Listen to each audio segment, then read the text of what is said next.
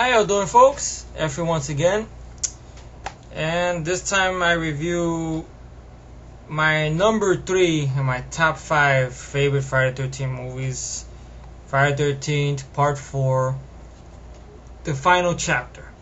Not really, because if that was the case, there'd be no 5, 6, 7, and of course Jason X. But yeah, it's the title. That's what's on there. So, and it has a badass poster. I love that.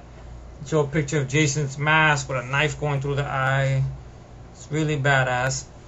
And I know I've been watching my past reviews, and I've kind of been speed feeding. I mean, not speed, like flying through the movie reviews of part 1, 2, and 3. It's a good reason for that, because those are not the ones in my top 5. I mean, I still enjoy them. I'm happy to have them in my collection, but I wanted to really go through them quickly so I could talk about this one, 5, and the ones, of course, that are close to top spot, part 6 and part 7, and to rip part 8 a new asshole. But that'll be down the line. But this one's gonna be a little bit wild, folks. So, cause I'm gonna do a lot of ass kissing for this movie here. I love this movie. And basically, directing this one, you have a lot of good people behind this movie. You have Joseph Zito. Now, that name sounds very familiar with this man. Before doing this, he directed The Prowler, which was an old slasher movie from back in the day. It came out, I think, a year or two before this movie came out. I haven't seen The Prowler. I remember a little bit about it, hearing about it. I know me and Matt talked about it on the Slasher Film BS Cast a long time ago. And I think it's on YouTube, I think. I don't know if it's up still or it's down or what. And, of course, he directed action movies. The man has directed the first Missing in Action film. And he also directed Invasion USA. Both films star Chuck Norris. Classic action flicks. And, of course, he directed also Red Scorpion, Dolph Lundgren's big action film. You know, so the man knows.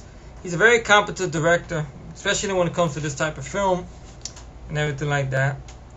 And it's written by Barney Cohen. Guy did a good job with the writing.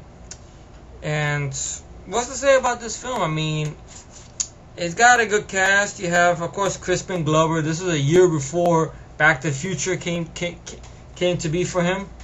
So that's, I think, Back to the Future helped put him on the map a little bit more better.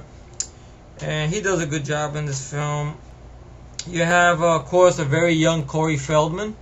I think this was his first film. And stars Kimberly Beck. I like the lead girl in this, Kimberly Beck. She plays Trish. You know, I liked her. Way better than Dana Kimmel, who can't act.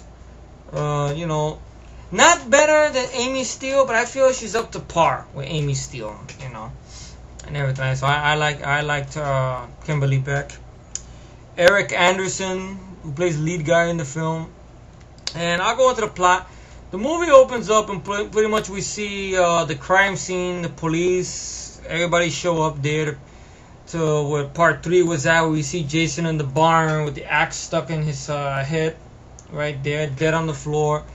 You got the ambulance people come, they put him in there, take him to the morgue. And we're introduced to the mortician, Axel. Very goofy character in a way. I mean, the people bring the dead body there, and he goes, "There's one more dead body for you there." And he goes, "Yeah, the other girl over there was beautiful." He says, and he goes, "Yeah, it was, but she still is. You know, you just gotta, whatever this, yeah, very nice talk. Just give me my top part." Yeah, and he signs the paper and gives it to him. And then he put the corpse of Jason there, and the guy's doing some weird shit, in which he's watching some weird aerobics thing going on and stuff. I don't know, women with their aerobics and shit. That's the 80s, you know. I know that little reference is mentioned even in 48 Hours with Eddie Murphy. What the hell are they watching? Oh, some fitness stuff, you know, stuff like that. And he's over there trying to get into the nurse's pants or whatever, you know, and stuff like that. Nurse girl looked pretty hot in the morgue. And then out of nowhere, she's on top. He's getting a little bit of some action. Then the corpse of Jason's hand comes out of the sheet, just hangs. Hand ends up right next to her butt, and she screams. And then you got Axel going, "Golly gee, Christmas! God, that damn Christmas shit! I was losing my mind, Axel! Put that thing in the fridge! But where are you going? I'm going nuts. And then she splits. I loved it. The memorable dialogue. That's what I love about this movie. So then he puts Jason's remains on the morgue in the fridge or whatever. Then he goes back to, I guess, eating whatever and watching the rest of the aerobic shit. And then Jason comes out of there and you have an awesome kill, because the special effects for this film were done beautifully by Tom Savini. He came back this time with the excitement of getting, really enthusiastic on getting to kill Jason, because they got Tom Savini back. Tom Savini says he'll come back if he gets, since he helped design Jason with the makeup effects in the first movie, if they could let him, kill him off. So it's alright. So he had a lot of good ideas, stuff like that. So they began to bring him back in. Plus, he's worked with Joe Zito before on The Prowler and everything. So you have a cool death in which Jason takes a hacksaw and it goes into the guy's throat, then just twists his head like, ooh, but I like it though. It's nice. It's done quick cut, gets to the point, There's some slash scenes, which is like little dailies, little outtakes. You get to see how the effects were, with Joe Zito doing a little commentary with them, which was nice. I mean, he says it would be nice if they could, if by the way they had it a certain way, they could cut it to make it a definitive cut. But I guess Paramount's not gonna allow that shit to happen, so forget about that, folks. That's only in our dreams. You gotta turn the fan on here. So then you have the nurse. She gets picked up on this table and gets cut in the stomach and is slowly drawn down, but done in quick cut, but gets the point across. And now we're introduced to the female lead of the film, Trish, played by Kimberly Beck, and her mom, Mrs. Trish Jarvis. So this is the start of, we get to see Tommy Jarvis, and of course his family, his big sister Trish, and their mom, Mrs. Jarvis. And the mom, let me tell you something, the mother that plays their mother is a fucking MILF, man. I mean, she's like, woof. Like, you look at her, you wouldn't believe she has a daughter that old, like a daughter that could be 18, 19, and it's, man, you could buy her as being, Corey Feldman's mom, but like, wow, man. And she wears these jogging pants, see the ass, like, oh, man. Anyway, that's just me being perfect, but then you have that there, and they live around the woods, and I know people ask that big question, oh, if they're around there, how come Jason hasn't been killing them? Well, you could ponder your brain thinking about that all day long, along with why the sky is blue, but then you're not gonna have no fun into the movie. But they're there, and right next door to them, they have a cabin that's being rented. Some kids are gonna spend the weekend there. So this is a departure from the story of people coming to restore Camp Blood and stuff like that. It's not really like that. I mean, it's still Crystal Lake, but it's a different part of the woods they're at. And they're gonna rent a cabin right next door to the Jarvises. And of course, Corey Feldman is there, very young Corey Feldman, glasses, plays Tommy Jarvis, whose hobby is making creature effects mask and everything. Very good stuff. And I don't know if they put Tommy's name in there as an ode to Tom Savini, but that's a big mystery. No one really knows that for sure. But I'm sure that maybe the writer might have thrown that in there, to like, maybe we got Tom to come in, we like name a character after him, make the character be into special effects. So, okay, kid, why not? So he's there, he does a good job and stuff. And we're introduced to the kids. And you see a very good scene. We have Judi Aronson, who plays, I think, Samantha, I think her name is. You remember Judi Aronson because she will go on to be in Weird Science and in the first American Ninja film. And she's like kind of like a little bit of the tramp of the group and stuff. You have the other girl who's her best friend, who's like, she likes this guy who's kind of a pretty boy. The guy looks like a spitting image of fucking Donny Osmond. I'm telling you, he does. He had that long hair, the face, everything.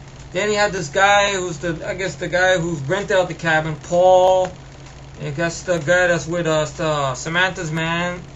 And you got the other girl, Sarah, that girl who has a crush on the, what's his name, the pretty boy guy with the long hair and shit. And then you have my favorite of the bunch, Jimmy Crispin Glover and Teddy, Lawrence Monoson. If I remember, I get his name right, Lawrence Monoson.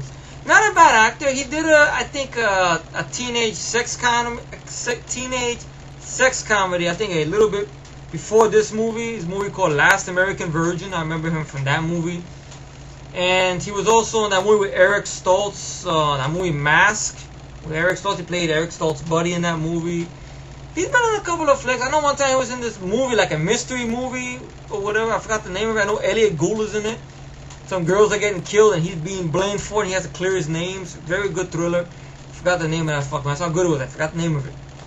And I remember he had a small part in one of the episodes of Star Trek Enterprise and stuff, you know, so I hope he finds more work. The guy was pretty good. He's good in this movie as well.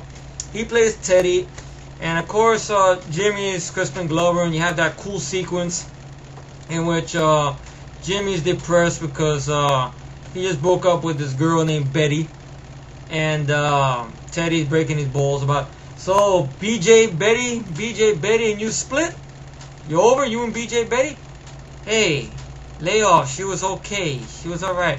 Well, let me run to the computer. No, I'm serious. No, let me run to the computer.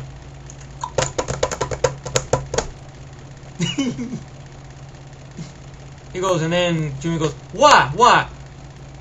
It says you're a dead fuck. What? You know, a dead fuck? Yeah, you know, a lousy lay, you know. Oh, yeah, don't break it. Break it to me good, doctor. Yeah, please. Look, the computer don't lie. Well, there is no computer. There's no Betty either. And I'm a dead fuck. Like I said, the computer don't lie. Oh. So horny. So I love these guys, man. I wish the whole movie could have been more focused on them. But when they're there, they make good use of the time. And then, of course, there's this heavy-set girl that's hitchhiking. This character I always felt a little sorry for. Maybe because I like chubby women, maybe that's why. And she's just hitchhiking, and she kind of looks like she's on her way to a concert, a Woodstock concert or something. And she puts a sign there, and they don't pick her up, and Teddy yells something out her. And she has the sign the other way, it says, fuck you, the sign. She goes, and then she just sits there, depressed, sitting, eating a banana. Then out of nowhere, Jason comes and stabs her through the throat. And you see the banana and everything coming out, and then just cuts away. It's like, ugh, you know, I didn't want to see her get killed. Like, fuck. But I like this. This is where Jason is really, really scary if you think about it. Because a little bit to the sequels further on, Jason loses a little bit of his intimidation factor. Here, it's still intact. Because he's still in human form. And Jason, of course, is played perfectly by... Human Jason is played perfectly by Ted White. Who, I believe, Derek Mears studied Ted White when he did his Jason. But I'll get to that when I do that movie. So basically what happens is... you have a lot of good stuff, you know, among the people, among the kids. What somebody said about this film, why this film is so popular, is it's kind of like if you take teenage characters from a John Hughes movie and you threw them in a slasher film. So that's why it works. It's a winning combination. You laugh at these characters, you identify with these characters. So in a way, you invest into them. So when they get killed, you're like, oh shit, you know, you're like, damn. You know, it's not just waiting for people to get killed. Like, oh god, you wait, and, you know. If you think about it, the characters in the other films, I mean, with exception to Shelley, you know, I didn't care too much about them. I mean, I cared about Alice in the first movie, of course. You know, and of course, Jenny, Amy Steele I cared about. But in the third film, I really didn't care about no one besides Shelley. You know, but